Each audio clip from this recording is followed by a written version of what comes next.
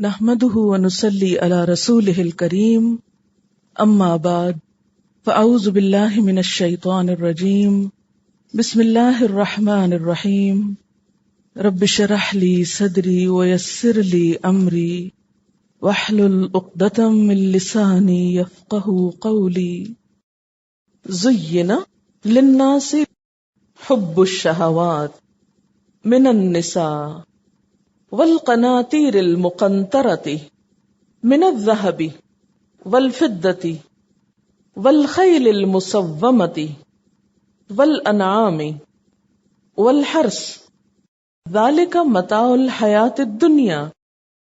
اس آیت میں جن جن چیزوں کا ذکر کیا گیا ہے ان کی محبت انسان کے دل میں فطری طور پر جاگزی ہے، اور جس چیز کی محبت انسان کے دل میں جاگزی ہو وہی چیز انسان کے لیے آزمائش بھی ہوتی ہے۔ یہ سب کچھ انسان کو ضرورت کے لیے بھی دیا گیا اور اس میں انسان کا امتحان بھی رکھا گیا، اور بہت سے لوگ اسی امتحان میں ناکام رہتے ہیں۔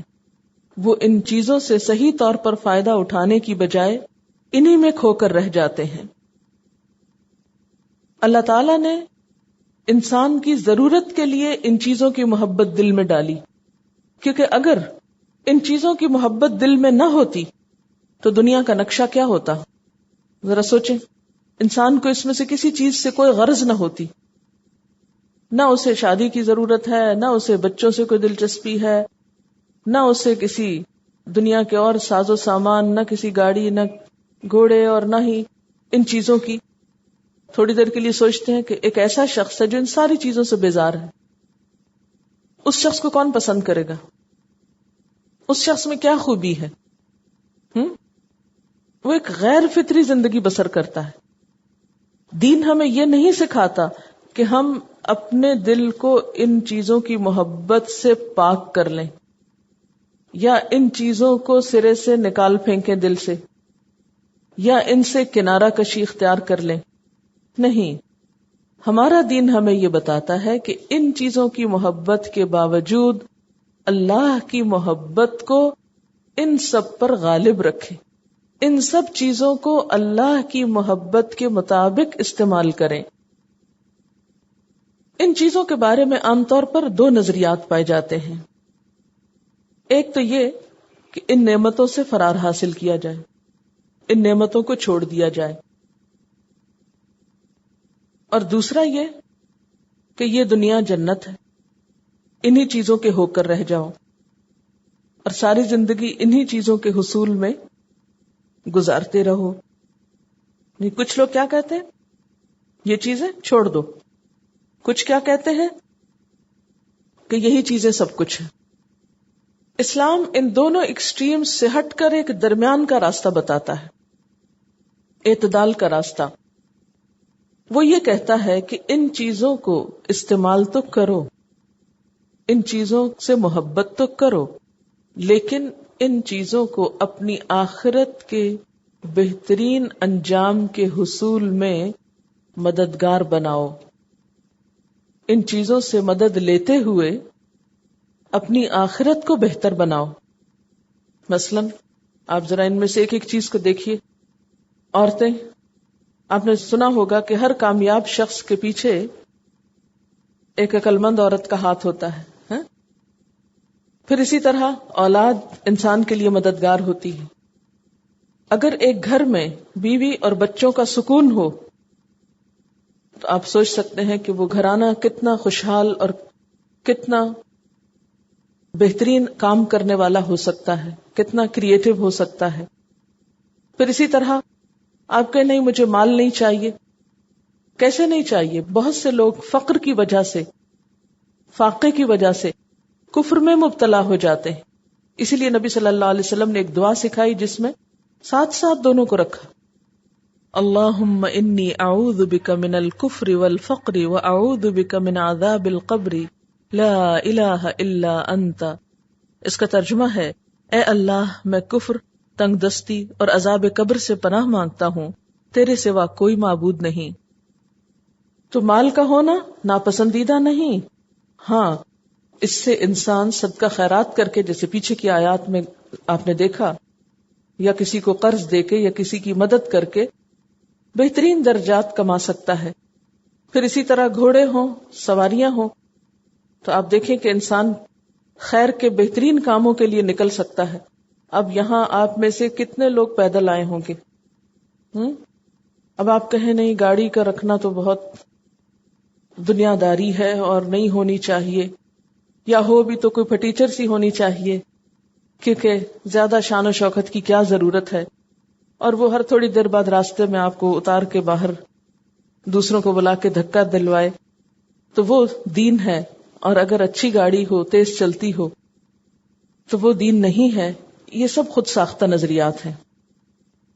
ہمیں دین کیا بتاتا ہے کہ بہترین سے بہترین وسائل استعمال کرو، ان سے آرام بھی لو، لیکن صرف دنیا کے کاموں میں ہی استعمال نہ کرو، ان سے اپنی آخرت بھی بناؤ. اسی مال سے، انہی گاڑیوں سے، انہی تمام سہولتوں سے فائدہ اٹھاتے ہوئے اپنی آخرت کو بہترین بناؤ، انہیں آخرت کے لیے انویسٹ کرو. اب آپ دیکھیں کہ پیچھے آپ نے فرعون کا حال بھی پڑھا، پھر اسی طرح آگے قارون کے بارے میں بھی آپ پڑھیں گے. دوسری طرف حضرت عبد الرحمن بن عوف، حضرت عثمان رضی اللہ تعالیٰ عنہ، حضرت ابو الدہداء کے بارے میں بھی پڑھا کہ انہوں نے کس طرح اپنا مال خیر کے راستے میں خرچ کیا. تو ہمیں ہمیشہ ذہن میں یہ رکھنا چاہیے کہ یہ سب کچھ دراصل ہمارے لیے امتحان کے پرچے ہیں کہ ان نعمتوں کو پا کر ہم کرتے کیا ہیں. اللہ تعالیٰ قرآن پاک میں فرماتے ہیں اِنَّا جَعَلْنَا مَا عَلَى الْأَرْضِ زِينَةً لَهَا لِنَبْلُوَهُمْ أَيُّهُمْ أَحْسَنُ عَمَلًا، کہ ہم نے جو کچھ اس زمین پر بنایا ہے وہ کیا ہے؟ زینت ہے. اِنَّا جَعَلْنَا مَا عَلَى الْأَرْضِ زِينَةً لَهَا، یہ زمین کی زینت ہے، خوبصورتی ہے. کیوں بنائی ہے؟ لِنَبْلُوَهُمْ، تاکہ ہم ان کا امتحان لیں. کس بات کا امتحان؟ ایہم احسن عملا، کہ ان میں اچھے کام کون کرتا ہے. ان چیزوں کو پا کر، ان نعمتوں کو حاصل کر کے کون خدا کو بھول جاتا ہے، کون اس کی اطاعت چھوڑ دیتا ہے، غافل ہو جاتا ہے، یا پھر ان نعمتوں کو شیطان کے راستے میں استعمال کرتا ہے، برائی کے راستے میں ان وسائل کو استعمال کرتا ہے. یہی دراصل انسان کا امتحان ہے. اصل خرابی کیا ہے؟ دنیا کی ایسی محبت جو انسان کو آخرت سے غافل کر دے. جیسے نبی صلی اللہ علیہ وسلم نے فرمایا حب الدنیا رأس کل خطیئۃ، دنیا کی محبت ہر برائی کی جڑ ہے. ہر گناہ اور ہر غلط کام کے پیچھے آپ دیکھیں گے کہ دنیا کی محبت چھپی ہوئی ہوتی ہے. دنیا کی محبت ہر برائی کا سرچشمہ ہے. مولانا رومی نے فارسی کے ایک شعر میں بہت اچھی طرح دنیا اور اس کی محبت کی بات کو واضح کیا ہے. آب اندر زیر کشتی پشتی است، آب در کشتی ہلاک کشتی است. مطلب اس کا کیا ہے کہ دنیا کا ساز و سامان پانی کی طرح ہے. دنیا کا ساز و سامان کیا ہے؟ پانی کی طرح ہے، اور اس میں انسان کا دل ایک کشتی کی طرح ہے. جیسے سمندر میں کشتی تیرتی ہے، ایسے ہی دنیا میں انسان کا دل ہے. پانی جب تک کشتی کے نیچے ہے یا ارد گرد ہے تو وہ کشتی کے چلنے کا ذریعہ ہے، اور اگر پانی کشتی کے اندر آ جائے تو وہ کشتی کو ڈبونے کا ذریعہ ہے اور وہ ہلاکت کا ذریعہ ہے. تو یہ ایک بہترین مثال ہے دنیا کی محبت اور انسان کی، کہ انسان اگر دنیا سے محبت کرتا ہے تو یہ تو اس کی فطرت میں ہے، کرے گا، لیکن وہ محبت کافی ہے جس سے دنیا خوبصورت رہے، مایوسی نہ ہو، پریشانیاں نہ ہو. ہاں اگر وہ محبت اتنی دل کے اندر جگہ پالے، جڑ پکڑ لے کہ انسان کو آخرت ہی بھلا دے، دوسرے انسانوں کے حقوق بھلا دے، تو ایسی محبت انسان کے لیے پھر ہلاکت کا سبب ہے. گویا ہر چیز میں اعتدال اس کو حسن دیتا ہے، اور حد سے بڑھ جانا کسی بھی چیز کا اس کی ہلاکت کا سامان پیدا کر دیتا ہے. اب آپ نے ایسی احادیث بھی پڑھی ہوگی کہ الدنیا ملونتن، دنیا ملون ہے، اور جو کچھ اس میں ہے وہ بھی ملون ہے. تو انسان جب ایسی حدیث پڑھتا ہے تو بہت پریشانی ہوتی ہے کہ اس کا مطلب ہے کہ شاید دنیا تو بہت ہی ناپسندیدہ چیز ہے. پھر اسی طرح ایک اور حدیث میں آتا ہے الدنیا جیفت و طالبها کلاب، دنیا ایک مردار ہے اور اس کا چاہنے والا کتا ہے. تو بہت سے لوگ یہ حدیثیں پڑھ کے پھر کیا کرتے ہیں؟ دنیا سے نفرت کرنے لگتے ہیں اور اس سے دور ہونے لگتے ہیں. اور جو لوگ دنیا کے لیے کچھ کام کاج کر رہے ہیں، بھاگ دوڑ کر رہے تھے، ان کو وہ قابل نفرت سمجھتے ہیں اور ان کو وہ برا بھلا کہتے ہیں. یہ ایک انتہائی رویہ ہے. ان احادیث کا یہ مطلب نہیں ہے کہ انسان دنیا چھوڑ دے یا دنیا سے نفرت شروع کر دے. وہ ان احادیث کو پڑھتے وقت ایک اور حدیث بھی سامنے رکھا کرے کہ الدنیا مزرعۃ الآخرہ، دنیا آخرت کی کھیتی ہے. اور ان چیزوں کی محبت اللہ تعالیٰ نے انسان کے دل میں رکھی ہے. یہ انسان نے خود نہیں ڈالی، اللہ نے ڈالی ہے. انسان کا امتحان کیا ہے کہ ایک حد سے زیادہ ان کو آگے نہ آنے دے، اور دنیا کی محبت انسان کو اندھا نہ کر دے. دنیا کے پیچھے انسان ایسا سرگرداں نہ ہو کہ اللہ اور بندوں کے حقوق بھول جائے. ان چیزوں کو پا کر بھی جو اللہ کا ذکر کرتا ہے وہی دراصل کامیاب ہے. تو نبی صلی اللہ علیہ وسلم نے جب یہ فرمایا تھا کہ دنیا ملون ہے اور جو کچھ اس میں ہے وہ بھی ملون ہے، تو ساتھ ہی آپ نے یہ بھی فرمایا تھا سوائے ان چیزوں کے جن کو اللہ تعالیٰ کی رضا جوئی کا ذریعہ بنا لیا جائے، سوائے ان چیزوں کے جن سے اللہ کی رضا حاصل کر لی جائے، تو ایسی دنیا انسان کو نقصان نہیں دیتی. ایک اور حدیث میں ہے سوائے اللہ کے ذکر کے اور اس چیز کے جو اللہ تعالیٰ کو پسند ہو، اور بجز عالم کے اور طالب علم کے. یعنی دنیا کی باقی چیزیں ناپسندیدہ ہیں سوائے اللہ کے ذکر کے اور طالب علم اور علم سکھانے والے کے. یعنی یہ بہترین عمل ہے دنیا کا. اس سے پتہ کیا چلتا ہے کہ انسان اچھے کاموں کی طرف بڑھتا رہے، اور اچھے کام جب ہی کر سکے گا جب اس کے پاس اچھائی کا علم ہوگا. جب انسان صرف دنیا کی طرف دوڑ لگاتا رہے گا اور آخرت کو بھول جائے گا تو یہی دنیا انسان کے لیے وبال جان ہو جائے گی.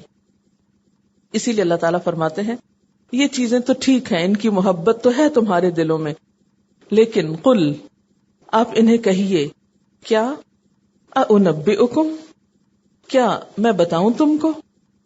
یعنی ذرا امیجن کریں یہ سب چیزیں آپ کے پاس ہیں اور آپ بہت خوش ہیں، میرے پاس بہت ہے. اللہ تعالیٰ پوچھتے ہیں کیا میں بتاؤں تم کو بخیر من ذالکم، اس سے بھی اچھی چیز. اتنا خوبصورت انداز ہے نا یہ کہ ایک شخص ان چیزوں کو لے کے خوش ہو رہا ہے. اللہ تعالیٰ فرماتے ہیں میں بتاؤں اس سے بھی اچھا کیا ہے.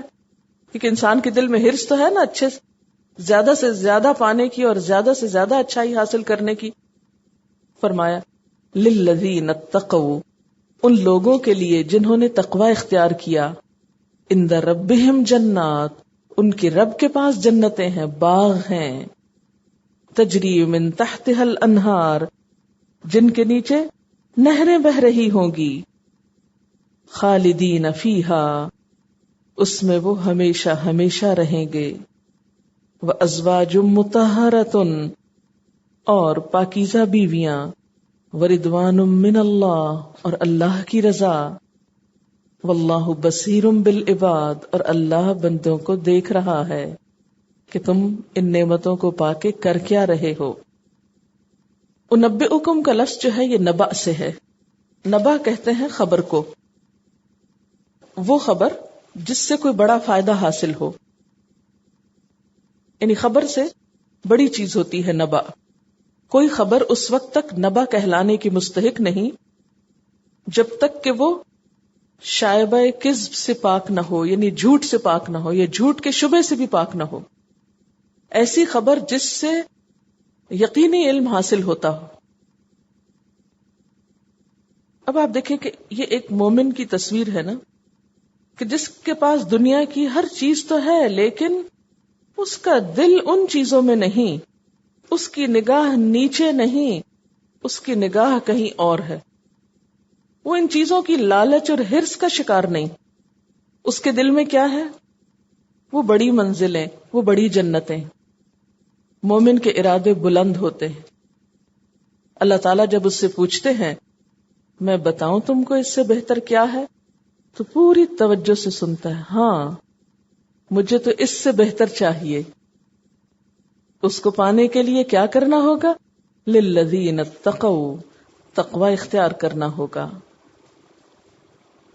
تقوی والوں کے لیے پھر جنت ہے جس کے نیچے نہریں بہتی ہیں, جس میں وہ ہمیشہ رہیں گے. یہ جو ہمیشہ والی بات ہے نا, یہ دنیا میں کوئی نہیں. دنیا میں اگر آپ کو اپنی پسند کی ہر چیز بھی مل جائے, مثلاً یہ جن جن چیزوں کا نام لیا گیا, اگر آپ ان میں سے ہر چیز کے بھی مالک ہوں تو بھی ایک دھڑکا آپ کو لگا رہے گا کہ پتہ نہیں یہ کب چھٹ جائے, کب آنکھ بند ہو جائے اور کب یہ سب کچھ کسی اور کا ہو جائے. ہاں جنت ایسی جگہ ہے جہاں یہ سب کچھ تمہارے پاس ہمیشہ رہے گا. خالدین فیہا وازواج مطہرہ, وہاں النساء کی بات ہے, یہاں ازواج مطہرہ, پھر عورتوں کی بات. پچھلی ساری نعمتوں میں سے صرف ایک کو سلیکٹ کیا گیا, کیونکہ دنیا کی بھی سب سے بہترین نعمت نیک عورت ہے, اور جنت کی بھی سب سے بڑی نعمت کیا ہے؟ ازواج مطہرہ. اور مطہرہ کی تعریف پیچھے آپ پڑھ چکے ہیں. جسمانی اعتبار سے بھی صاف ستھری, پاک. تو عورت کی ایک بہت بڑی خوبی یہ ہے کہ وہ صاف ستھری ہو, پاک صاف رہنا جانتی ہو. لیکن افسوس کہ اب عورتیں ہی زیادہ گندی نظر آتی. اوپر سے میک اپ کرنے کو ہی سمجھتے ہیں کہ ہم خوبصورت لگ رہے ہیں. صرف میک اپ کر لینے سے اور پسینے والے کپڑوں پہ عطر چھڑک لینے سے طہارت حاصل نہیں ہوتی جب تک انسان اندرونی صفائی نہ کرے. تو جنت میں جانے کے لیے دنیا میں ہی پریکٹس کرنی پڑے گی صاف ستھرا رہنے کی. وازواج مطہرہ, اور پھر عفت, حیا, پاک دامنی, نگاہ کی پاکی, زبان کی پاکیزگی, گالی گلوچ سے پرہیز, عفت یعنی عزت و عصمت کی پاکیزگی. یہ سب چیزیں ایک عورت کی خوبی ہیں. اور ان سب سے بڑھ کر کیا؟ وَرِضْوَانٌ مِّنَ اللَّهِ, اللہ کی رضا. رضوان من اللہ.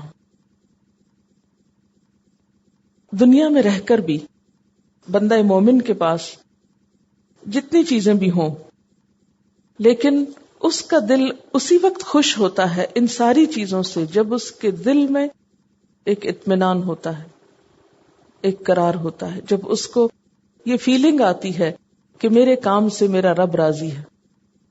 اور جنت کا مزہ بھی اسی وقت ہے جب اللہ کی رضا مل جائے. دنیا کے اعتبار سے آپ نے دیکھا ہوگا کہ بعض لوگوں کے پاس ان میں سے ایک ایک چیز ہوتی ہے, یہ تمام چیزیں ہوتی ہیں, بنین اور قناطیر المقنطرہ, سونے چاندی کے ڈھیر, ہیرے جواہرات, گاڑیاں, مویشی جانور, کھیتیاں, سب کچھ ہوتا ہے, لیکن دل کا چین اور سکون نہیں ہوتا. کیوں؟ یا تو وہ سب کچھ حرام طریقے سے, ناجائز طریقے سے کمایا ہوتا ہے, یا پھر یہ کہ ان کو پا کر انسان صرف دنیا کا بندہ بن کے رہ جاتا ہے اور اللہ کو یاد نہیں کرتا, علم حاصل نہیں کرتا, نیکی کی طرف نہیں بڑھتا, تو دل میں ایک بے چینی اور بے قراری اور بے سکونی کی کیفیت ہوتی. لہذا دنیا کے ہونے کے باوجود, مال و دولت کی کثرت کے باوجود بھی انسان انجوائے نہیں کر پاتا اس سب کو. وہ چین کی نیند سو ہی نہیں سکتا, اس کو سونے کے لیے بھی سلیپنگ پلس چاہیے. اس کے دل کا غم کہیں ختم ہی نہیں ہوتا, اس کے دل کی آگ کہیں حسد کی, کہیں ہرس کی بجھتی ہی نہیں, کیونکہ وہ اللہ تعالیٰ کے حکم کے مطابق ان چیزوں کو استعمال نہیں کرتا. وہ مال صرف خود سمیٹ رہا ہے, کسی دوسرے کو اس میں شریک نہیں کرتا.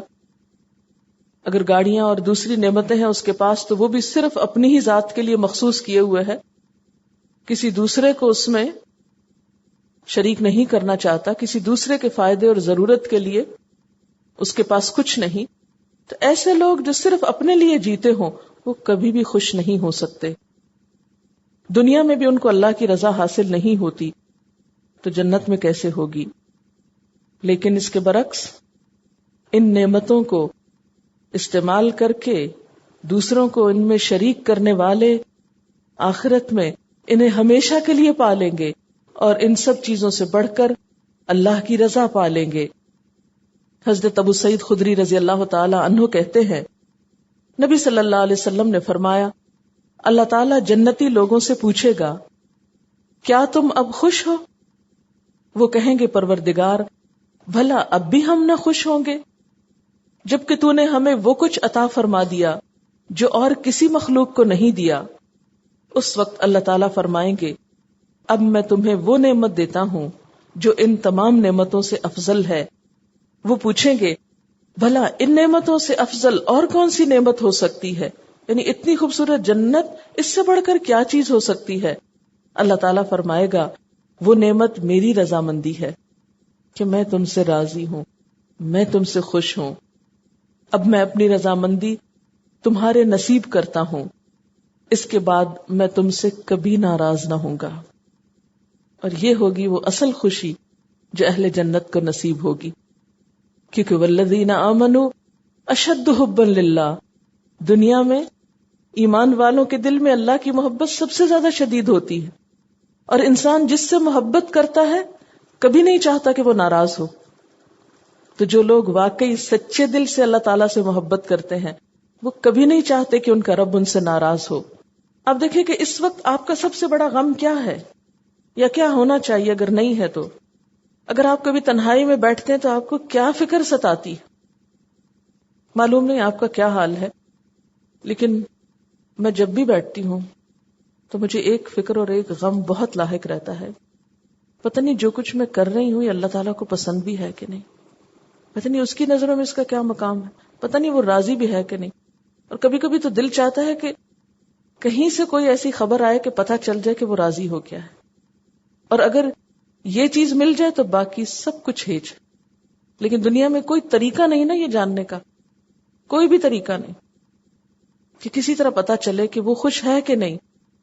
اور آپ سوچیں کہ اگر کسی وقت یہ پتہ چل جائے تو اس سے بڑی پھر کیا چیز ہوگی؟ ہے کوئی چیز؟ کچھ بھی نہیں. وَرِضْوَانٌ مِّنَ اللَّهِ، اس خبر کا آ جانا، اس اطلاع کا ملنا، اس پیغام کا ملنا، اس خوشخبری کا ملنا کہ اللہ راضی ہو گیا، اس سے بڑھ کر اور کچھ بھی نہیں. آپ کو معلوم ہے صحابہ کرام ان کی کتنی بڑی خوش قسمتی ہے. قرآن پاک میں اللہ تعالیٰ نے کیا فرمایا ان کے لیے؟ رضی اللہ عنہم ورضوا عنہ، اللہ ان سے راضی ہو گیا، ان کو اللہ کی رضا کا سرٹیفکیٹ مل گیا. ان کو تو دنیا میں یہ خوشخبری مل گئی کہ اللہ ان سے راضی ہے. پھر اگر ہم بھی یہ چاہتے ہوں کہ وہ ہم سے بھی راضی ہو تو پھر ہمیں ذرا غور سے پڑھنا ہوگا ان کی زندگی میں کیا کچھ تھا، وہ کیا کچھ کرتے تھے کہ ان سے وہ راضی ہو گیا. پھر ویسے ہی کام کرنے ہوں گے، ویسے ہی قربانیاں دینی ہوں گی. واللہ بصیر بالعباد، اور اللہ بندوں کو دیکھنے والا ہے، اللہ بندوں کو دیکھ رہا ہے. اس میں دھمکی بھی ہے اور تسلی بھی. دھمکی کیسے؟ دیکھ رہا ہوں کیا کر رہے ہو تم. پھر انسان ہلتا ہے، ٹھٹکتا ہے، اوہ کیا کر رہا ہوں. اللہ دیکھ رہا ہے. پھر تنہائی میں، لوگوں کے سامنے، چپ کے، دل میں، خیالات میں، ظاہر میں، ہر جگہ انسان کی کوشش ہوتی ہے کہ وہ دیکھ رہا ہے اس لیے مجھے سیدھا ہی رہنا ہے. کوئی اور دیکھتا ہے کہ نہیں، کسی اور کو پتا چلتا ہے یا نہیں، وہ دیکھ رہا ہے. اور دوسری طرف جب بندوں کو ہماری کسی خیر اور بھلائی کا یقین نہیں آتا، یا بندے جب ہماری نیتوں پہ شک کرتے ہیں اور آپ کی نیکی کے جواب میں آپ کو برا بھلا کہتے ہیں، تو پھر اللہ تعالیٰ تسلی دیتے ہیں، فکر نہیں کرو، واللہ بصیر بالعباد. لوگ نہیں مانتے تو کوئی بات نہیں، میں جو دیکھ رہا ہوں. اور کیا کہتے ہیں ایسے لوگ؟ الذین یقولون، وہ کہتے ہیں ربنا، اے ہمارے رب، اننا آمنا، بے شک ہم ایمان لے آئے، اللہ ہم مان گئے. آپ نے ہمیں بتایا کہ اس سے بہتر کچھ اور ہے، ہم نے مان لیا، اب کیا چاہیے ہم کو تجھ سے؟ فاغفر لنا، ہمیں بخش دے، ہمیں ڈھانپ دے، فاغفر لنا ذنوبنا، پس ڈھانپ دے ہمارے لیے ہمارے گناہوں کو، ہماری غلطیوں کو، ہماری خطاؤں کو۔ ہمارا سب سے بڑا غم یہی ہے کہ ہمارے قصور اور ہماری کوتاہیاں ان کو معاف کر دے۔ آج صبح کی اخبار میں آپ نے بھی شاید دیکھا ہو، کچھ ہندو قرآن پاک کا نسخہ پھاڑ رہے ہیں نا۔ ظاہر ہے ہم لوگ روز قرآن پڑھتے ہیں، روز سامنے ہوتا ہے، اتنا پیار آتا ہے اس پہ، دل چاہتا ہے اسے چوم لیں، کبھی آنکھوں سے لگائیں، کبھی ہاتھوں سے چھوئیں۔ تو جب انسان اسی پیاری چیز کو کہیں ایسے حالت میں دیکھے تو بالکل برداشت نہیں ہوتا نا۔ اب میں ان کی شکلیں دیکھ رہی تھی اور کہہ رہی اللہ ان کو ہدایت دے۔ کبھی سوچی اللہ تیری مخلوق ہے، تو کیسے برداشت کر رہا ہے کہ اتنی پیاری چیز کے ساتھ یہ حال کر رہے ہیں؟ پھر میں سوچ رہی تھی کہ وجہ کیا ہے، ان کو پتہ ہی نہیں یہ کیا پھاڑ رہے ہیں، وہ تو صرف ہماری ضد میں، اس میں پھر قصوروار شاید ہم ہی ہیں کہ ہماری حرکتوں کی وجہ سے وہ ہماری کتاب کے ساتھ یہ سلوک کر رہے ہیں۔ کیا بنے گا، ہم کیا منہ دکھائیں گے اللہ کو کہ ہمارے اعمال اس قدر بدترین ہو گئے؟ ہم نے دنیا میں اتنی نفرت پھیلا دی، ہم اتنے قابل نفرت ہو گئے کہ ہماری کتاب کا بھی احترام نہ ہو، یا ہم اتنے کمزور ہو گئے، یا اتنے پست ہو گئے، اتنی پستیوں میں جا گرے کہ شاعر اللہ کا احترام بھی نہیں کرا سکے۔